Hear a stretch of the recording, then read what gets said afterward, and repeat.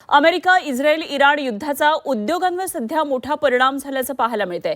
LPG, PNG, एमएनजीएलचा मोठा तुटवडा निर्माण झालाय आणि अंबड सातपूरमध्ये 100 पेक्षा जास्त कंपन्यांकडे आज एकच दिवस पुरेल इतकाच गॅस आता शिल्लक राहिला।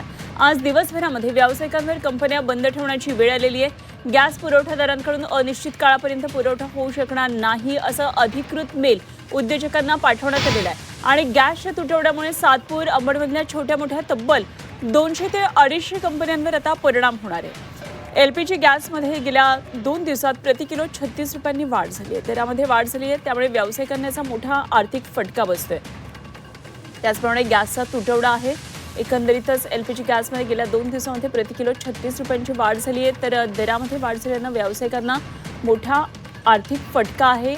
त्यामुळे अंबड, सातपूर यासारख्या एमआयडीसीमध्ये जे छोटे मोठे उद्योग आहेत त्यात 200 ते 250 कंपन्यांवर याचा परिणाम आता दिसू लागलेला आहे। नाशिकमधल्या उद्योग जगतातून ही एक मोठी बातमी येते। सध्या युद्धाच्या झळा कशा सर्वसामान्यांपर्यंत, उद्योग क्षेत्रापर्यंत पोहोचलेल्या आहेत ते या घटनेमधून समोर येत आहे।